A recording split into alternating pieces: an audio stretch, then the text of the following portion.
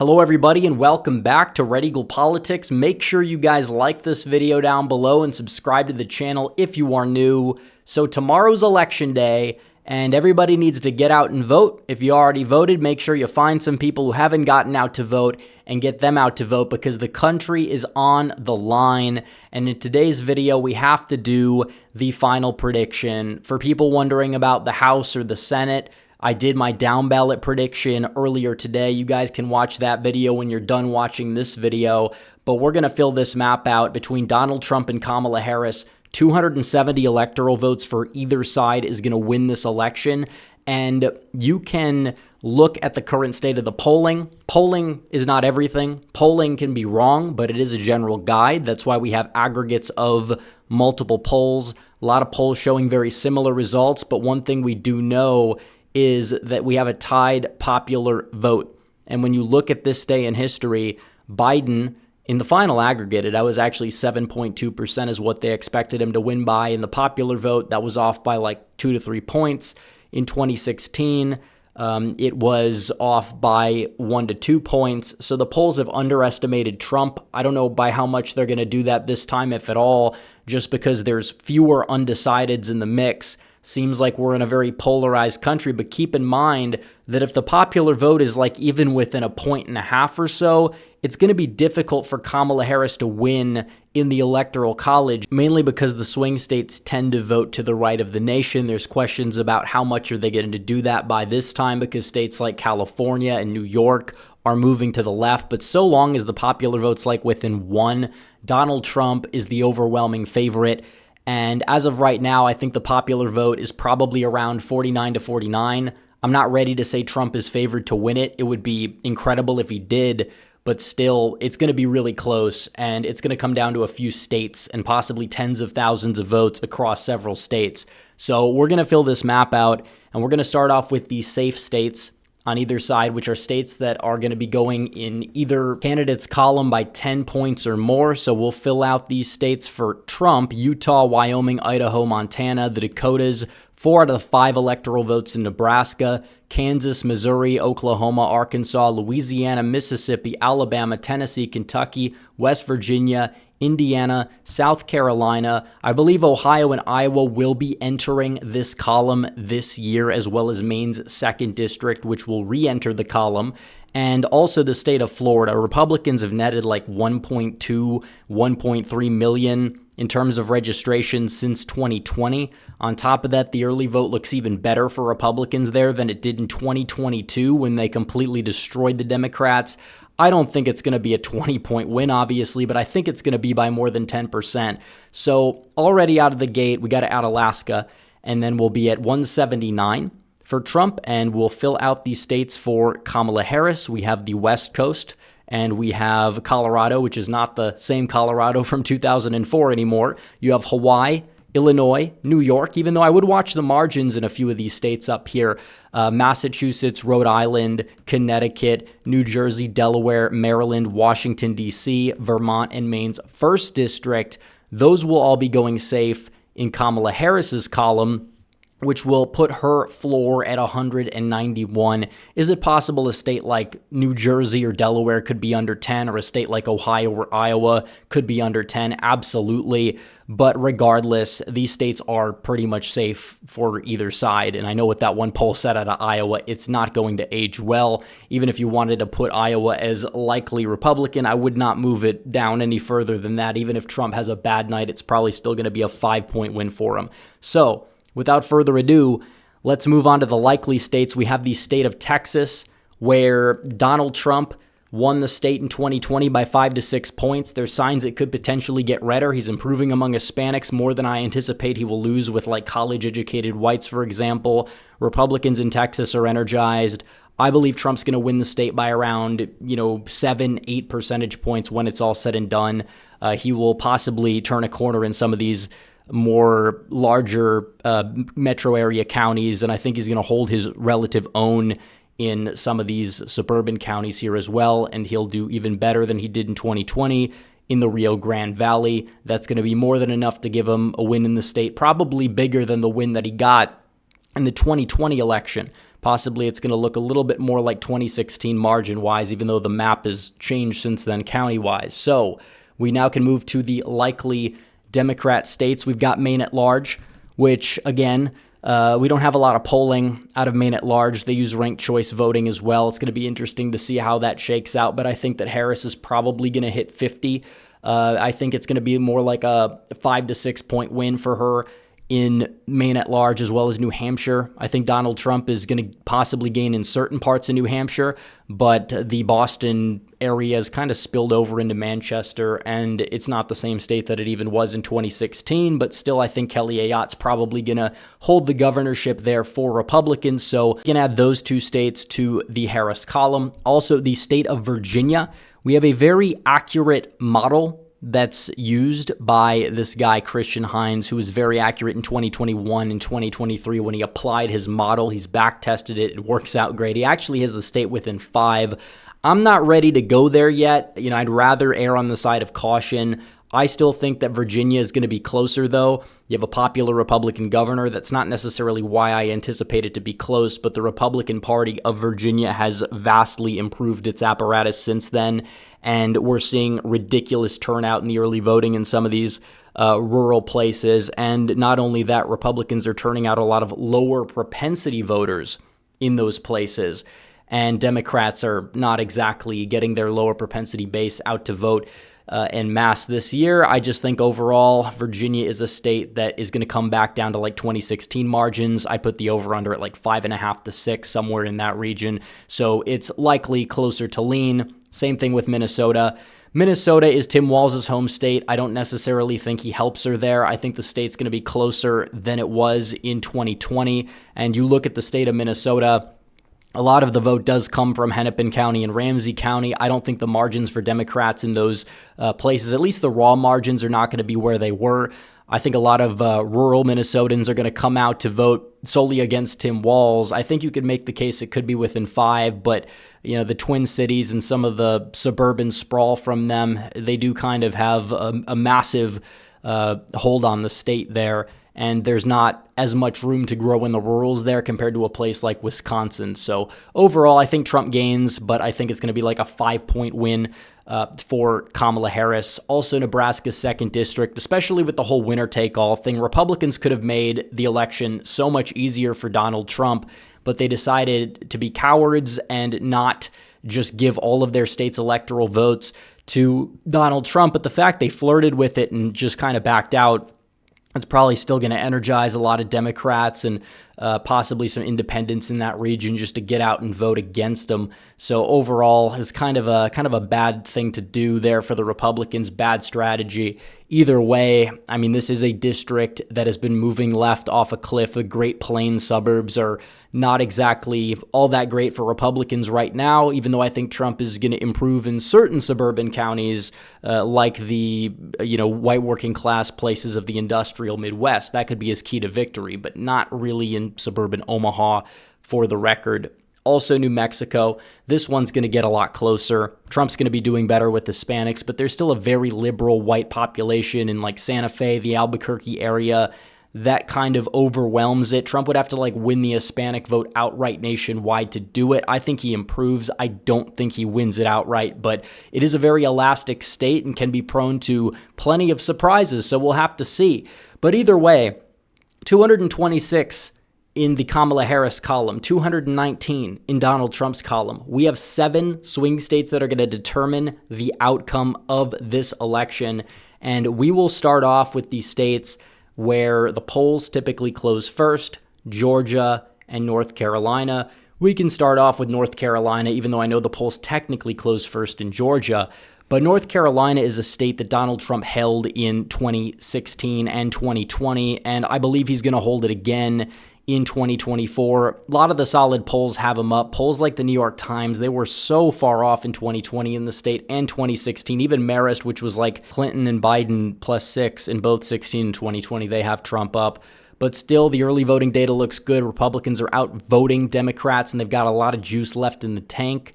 If you look at basic demography out of the state of North Carolina, a lot of people are saying black turnout might dip substantially. And if that's the case, Kamala Harris, I just don't really see her having a path to victory. if Trump holds strong among white non-college voters, Kamala Harris is going to have to win 18% more of the white college grad vote on net to win the state. I just don't see that happening as things stand right now. I think that Trump is going to win it by 2 to 3, and it's going to be put in the lean Republican column as a result.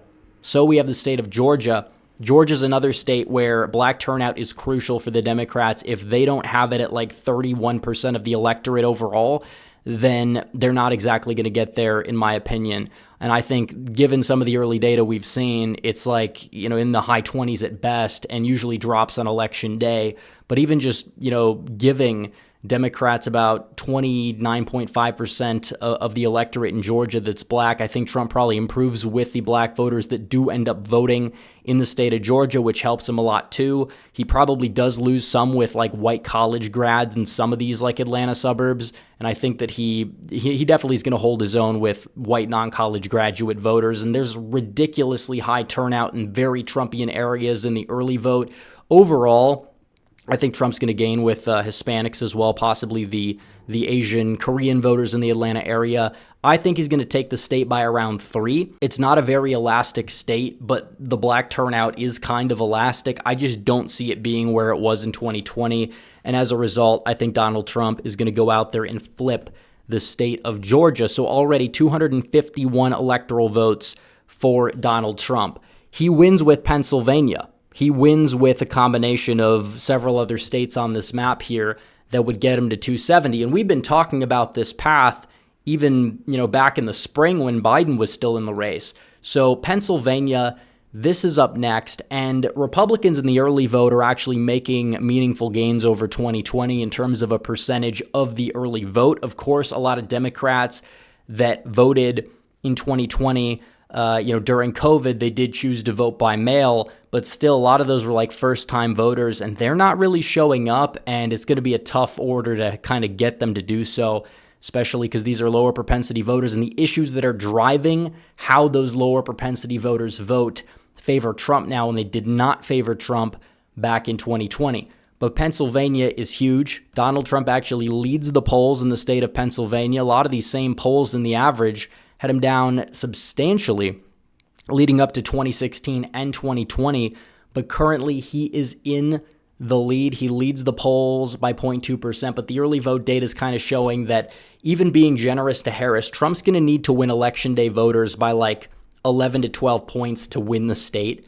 I believe that's going to happen. Pennsylvania is definitely a state that Donald Trump's put a lot of time and energy in. Even John Fetterman, who's the Democrat senator from Pennsylvania, he's not all that confident. He could be downplaying expectations, but I do expect Trump to improve among white working class voters. He was going up against Scranton Joe Biden. Now he's going up against San Francisco Kamala Harris. I think he's going to improve with that demographic. He might lose some, of these wealthy, affluent, college-educated whites in the suburbs. I don't think he loses that many of them, though. And black turnout probably does end up dipping a decent amount. And it's also true the swingometer doesn't even take into account the home state advantage that Biden had. Overall, I think Trump wins the state by 1 to 1.5 points. I think it's going to be an inverse of the 2020 margin. And that is huge for Donald Trump because if he does win Pennsylvania, and I do expect him to win Pennsylvania, he's going to win the White House. And also, if he's truly doing better in a place like New York State, for example, in some of these Long Island suburbs, and even parts of New York City, he probably is doing better in Philadelphia and certain parts of Bucks County and the Lehigh Valley, because it is true that this is not a midterm year. This is a presidential year where every election is operating under the same technical environment, and it's kind of on a gradient. It does carry over to a certain extent. Demographics, when black turnout's up in North Carolina, it's usually up in Georgia, it's usually up in Philadelphia. If it's down in some of those states, it's usually down across the board. And we're seeing that in the early votes so far. It's going to take a miracle for Democrats to find a way to cross that finish line tomorrow in some of these places. But we'll move to Michigan, where this is a state that Donald Trump currently, he's not leading the polling in. He's trailing in the state of Michigan. He's trailing by 0.6%. And this is a state that's still relatively close, and everybody kind of agrees that it's going to be one of the closest states. And Michigan was the closest state in 2016, I believe, when you adjust for population, even more so than New Hampshire was. And this is definitely a state that's going to come down to probably, 20,000 votes or less. So in terms of white, non-college educated voters, I think Donald Trump is going to see some improvement among that demographic this time, especially because of the economy, the status quo, you name it. He's going to do better. I think he will lose among some white college grads. He might bleed some more support in like West Michigan, certain places there. And black voters, I think he might gain a little bit, but I think turnout overall is probably going to dip, as we know. In terms of the Hispanic part of the electorate, it's not that big of a slice of the electorate. Same thing with the other. Depends on if they factor in Muslim and Arab voters to this, because if that was the case, he definitely could improve. But I believe in the census, they're factored more into the white demographic. So overall, this is going to be a tough state. I know the swingometer currently has Donald Trump in the lead on this map. I think it just comes down to turnout. Democrats in Michigan, I don't know, if I'm worried about any state in terms of like the shadiness, the shenanigans, it probably would be Michigan. I do believe that we can win it. I'm not telling people that to demoralize them. We can overwhelm the system for sure, but it's definitely kind of a tough state overall. I think it's going to be really close. In terms of where we stand today, I might even say that Harris is going to find a way to just pull it out of a rear end, but it's going to be really close. And maybe it's just because I have something against picking my home state to go red, because I didn't do that in 2016 when Donald Trump actually won the state. But it's like one of those things where it's like 50-50. So we're going to play it safe, and hopefully that energizes people to show up and vote. So we have the state of Wisconsin. The state of Wisconsin, polls are usually vastly off in the state of Wisconsin. If you look at this, they had Biden and Hillary winning it by 7, and it was like neck and neck both times. Now Harris is up, but she's up by 0.4%. It's a very tough state to poll. They always miss the Donald Trump base in the driftless area when they're polling the state when Trump's on the ballot. I'm not saying we're going to see that level of polling error this cycle, but I do believe we're going to see a polling error this cycle. I do believe Donald Trump is going to go out there and win the state of Wisconsin. Democrats, there's mixed memos going around, but it doesn't really seem like they're the most confident in the state of Wisconsin, that it's being competitive. Usually you say that's a good thing or a bad thing, but even just a small shift in the white working class vote will do Donald Trump massive wonders. Because you talk about the places that dictate the state. There's a lot of people that live in the driftless area. All these counties, those votes add up. They're more densely populated than a lot of people give them credit for. Now, Democrats have a vote sink in Madison. They do in Milwaukee as well. But again, Milwaukee turnout so far, the enthusiasm is not quite there. The black share of the electorate is likely to dip substantially. It is true that it's a state that usually gets high turnout among these white college grads. That probably stays high. Maybe the white non-college share goes, down a little bit from 2020, but I do expect Trump to improve anyways. And then you look at the white college grads. There's not a lot of room for Donald Trump to fall here. This is kind of something that a lot of people don't really talk about, but it's true. He possibly will lose a little bit in a place like Ozaukee County, but he probably, you can make the case, improves in Washington, which is much bigger because it's more working class. And then certain parts of Waukesha, West Waukesha more so than East Waukesha County. I'm more, interested in seeing how like the Fox Cities shake out, how Green Bay goes, how Racine and Kenosha, Walworth, Rock County go, because there's a lot of votes there and there's a lot of room to grow for Donald Trump there as well. I think he takes the state by around 1-2. I think he's going to win Wisconsin. I think he's got it as it stands today. So there you go. There's your Rust Belt. Then we have Arizona and we have Nevada.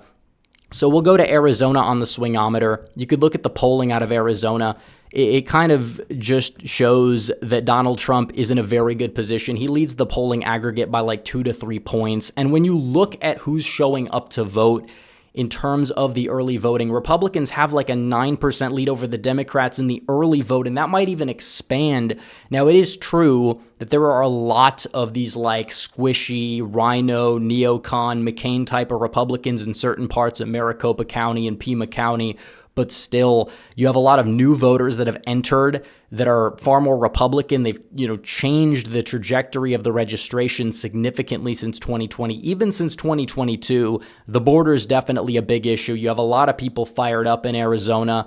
It's definitely a state that Donald Trump can go out there and win. I believe he will. He'll do better with Hispanics, possibly better among younger voters. He'll take the state by just around 2 points or so when it's all said and done. Again, Arizona, this is a state you're definitely going to want to run it up in like Yuma County, Pinal, Yavapai.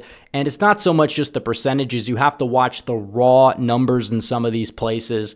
And if Trump is going to get that good turnout in these places, which I do believe he's going to do, so I do think that he has the upper hand in the state. I think Maricopa County, as long as you get it like under 2%, you've got a very good shot, so long as you don't really lose much support elsewhere. And I think that he's going to rebound a little bit. I don't know if he's going to flip the county back, but definitely the Hispanic vote, if he does improve a decent amount, even if it's just like 5 to 10 points on net, that is massive for Trump. He might lose some of these, white college grads, but how many of those is he really going to lose? And possibly he could, do better with the working class whites that do live in Arizona, many of them in places like Mojave County, the exurbs. Mojave just keeps getting redder, and it possibly could continue to get even redder, especially with all these new registrations. Overall, I think Trump takes the state by, like I said, around 1 to 2 points. We'll even say 2 just based on the data, but who knows? Okay. We have one more state left, Nevada. A lot of people say it's the white whale for Republicans. Republicans in 2020 in the early vote, they trailed by 40,000 in the early totals. Now they're up by over 40,000. So they've turned that on its head. Donald Trump is not going to bleed Republican support in Nevada. I think a lot of people need to understand that. I saw John Ralston, who's known for getting Nevada right all the time.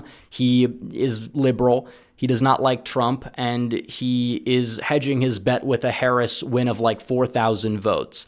But his kind of write-up about it said, Trump might lose some Republicans over abortion. But if they elected Joe Lombardo in a more college-educated electorate, which should help the Democrats, I don't exactly see that being the case, given the fact Republicans have far more registrations in the bank to work with. And overall, it just seems as if the state has completely changed. Trump doing better with those working class voters overall is definitely going to drive his support in the state because it is a very working class state. Very few, professional class whites in Nevada. And even in places like Reno, where Republicans haven't really done all that well in recent years, Donald Trump's they're building up a firewall in Reno that's rivaling what the Democrats' lead is in Clark. I don't know if Trump's going to flip back Reno County. I do believe that he's going to win the state of Nevada by 1.2%. And it's the Ralston rule. If you added 1.5% to his predictions for the Republicans in 2022, the margins would have been more accurate. Trump in 2020, it would have been more accurate. I think he had Hillary winning by 6, and she only won by 2 and change. So it's not like he's this oracle who gets the margin down right every time. I have a better track record technically by margin in Nevada than he does, aside from the Senate race in 2022. So either way, this is the final map, in my opinion. 297 for Trump, 241 for Harris. And by the way, guys, get out and vote. We definitely need to close the gap, especially men. 10 million more women voted in 2020 than men. We can't really allow that to happen this election cycle if we want Donald Trump to cross that finish line for sure. But regardless, every Trump supporter needs to get out and vote. Also, on top of that, it's this is liberation time. This is Liberation Day. You could take back the country, you could change its course, usher in the new golden age, or continue down the path of destruction. So get to the polls, especially if you live in a swing state. So anyways, guys, thanks for watching this video. Like this video down below, comment down below, subscribe to the channel. Hit the bell for notifications so you never miss another video. Follow me on social media. The links are all in the description down below. And I'll see you guys tomorrow in the live stream breaking down the results. We'll be live right before the first polls close. So anyways, guys, thanks for watching. Red Eagle, out.